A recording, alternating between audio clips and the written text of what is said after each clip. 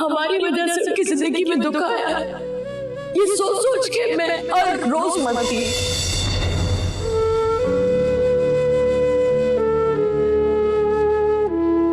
हम वो जिंदगी जो अरसे एक दूसरे के साथ जीते हैं और आखिर में जीत मौत जाती है। किसी के जाने के बाद ना चाहते हुए भी हम उनके आखिरी लम्हे बार बार अपने जहन में दोहराते हैं। अगर हमारी वजह से हमारे बेटे अरसलान की शादी टूटी ना, तो आप याद रखिएगा, ना मैं कभी आपको माफ कर सकूंगी ना खुद को।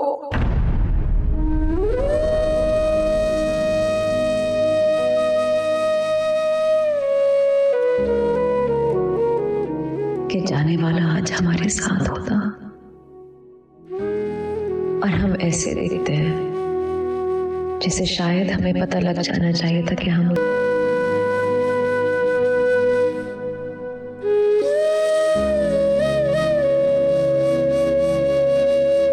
सब कुछ बदल जाएगा और ये तल्ख हकीकत हमारे सामने खड़ी रहती है कि जाने वाला जा चुका है और आइंदा वो कभी नहीं आएगा।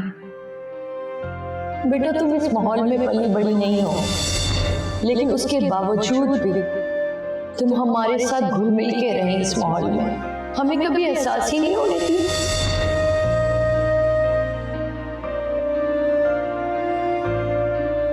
अम्मी के जाने का दुख सबसे ज्यादा दो लोगों को था, शम्स अब्बू और मुझे, क्योंकि हम दोनों को अपने अपने दिल में लग रहा था कि कहीं ना कहीं अम्मी के इस दुनिया से जाने में हमारा हाथ शामिल है।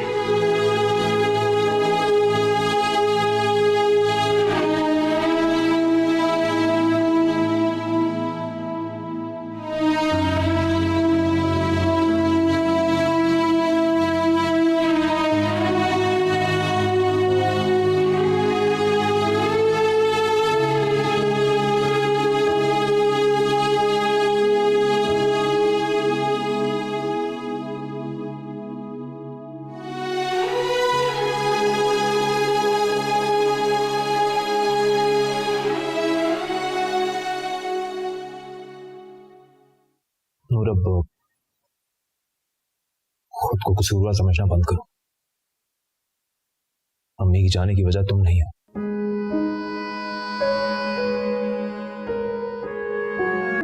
अरसलान, तुम जो भी कहो, बकौल तुम्हारे वो हार्ट पेशेंट थी, तो हार्ट पेशेंट को तो किसी भी किस्म की टेंशन नहीं देनी चाहिए। और मेरे जहन से ये बात निकल नहीं रही कि मेरा यहाँ से जाना उनकी सबसे बड़ी टेंशन बन गया था। ठीक है, मैं मान लेता हूं तुम्हारी बात, लेकिन जो बाबा ने किया, अम्मी की जाने की वजह बाबा बने हैं और कोई नहीं। Arsalan, you need to stop this। तुमने 1 महीने से बाबा से बात नहीं की है। प्लीज ये मत भूलो कि वो जवान नहीं है, वो बूढ़े हैं और वो टूटे हुए हैं इस वक्त। खुदा ना खास्ता अम्मी के बाद बाबा को कुछ हो गया, हम क्या करें? मैं बाबा से कभी बात नहीं करूंगा। Arsalan, this is ridiculous, you need to stop this। You really need to put a stop to this। Arsalan,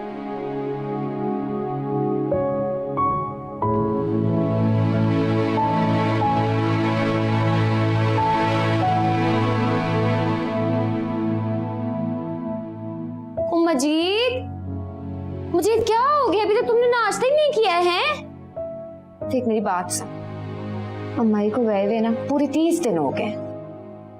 अब बस कर देना ये सोग, जाके दुकान खोल है, ये सारा सारा तुमने ही संभालना है। जानती हो, रोजाना मुझे नाश्ता तो तुम दिया करती थी, लेकिन जब भी मैं काम के लिए बाहर जा रहा होता था ना, तो अम्मा मुझे हमेशा रोक के पूछती थी, मजीद बेटा नाश्ता किया? यूं लगता था जैसे मैं कोई 7 साल का बच्चा हूँ जो स्कूल जा रहा है और उसकी माँ पूछ रही है, बेटा स्कूल के लिए टिफिन रख लिया?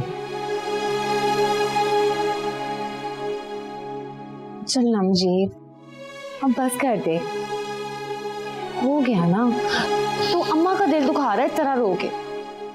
चल नाश्ता कर ले, हम सबको तेरी जरूरत है। चल बस जल्दी से उठ, हैं आंसू पोंछ, चल नाश्ता कर, मैं अब्बा जी को चाय देकर आ रही हूँ।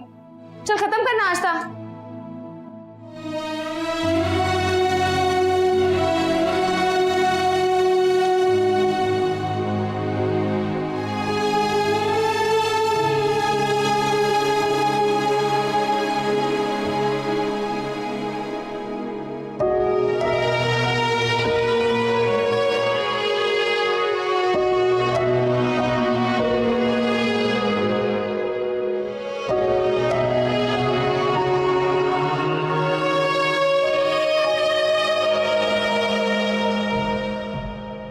अम्मी बहुत जल्दी चली गई यार।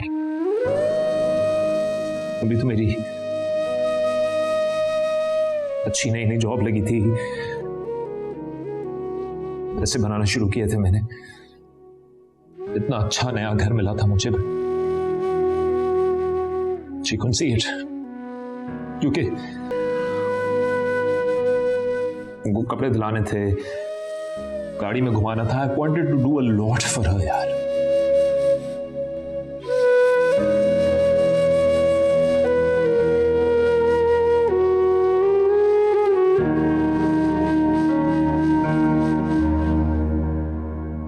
जब मैं पहली बार इस घर में आई थी ना, आई वॉज सो एंग्शियस। हर वक्त मैं सोचती थी कि इस घर में कितने फर्द हैं और ये सब एक दूसरे से तंग नहीं आते इतनी छोटी सी स्पेस में। लेकिन फिर वक्त के साथ आई रियलाइज्ड कि इस घर की रौनक ही इस शोर शराबे से है। अम्मी जो है ना, वो उन्होंने कभी ये सोचा ही नहीं कि उनको बहुत बड़ा घर चाहिए या बहुत बड़ी गाड़ी चाहिए। उनकी जिंदगी की सबसे बड़ी खुशी यही थी कि उनके सब बच्चे खुश रहें। तुमने नोटिस नहीं किया इस्मान, पिछले 1 महीने से इस घर में कोई शोर शराबा नहीं हुआ। बच्चे कमरों में बंद हैं, कोई खेलता ही नहीं है, कोई शोर नहीं हो रहा, कोई रौनक ही नहीं है। हम बड़े हैं ना इस घर के, हमें सबको संभालना होगा, लेकिन सबसे पहले हमें एक दूसरे को संभालना होगा ना। कैसे है और कैसे संभालूंगा खुद को? मेरी मां मर गई है,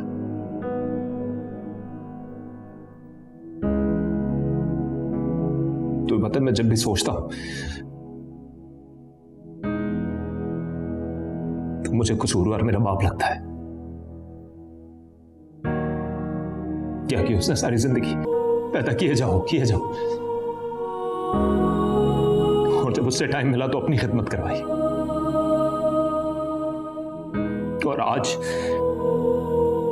आज उसके मरने की वजह भी वो आदमी खुद बन गया। तुम्हें उन्हें माफ करना होगा, उनके लिए नहीं, for your own peace of mind. नहीं यार, I can't do it।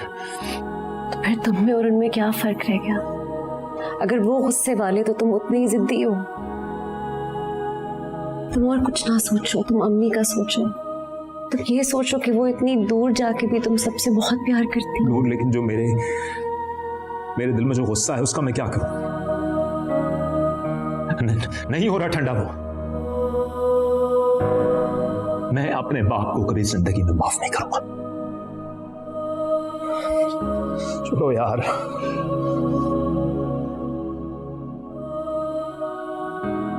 Sorry बेटा। ये बात माफी की नहीं है, बात समझने की कोशिश करें। इस दुनिया में हर चीज करने का एक मुकर्रर वक्त होता है, लेकिन उस घर में किसी को कोई परवाह ही नहीं। बहुत बेबस होकर रह गया हूं मैं।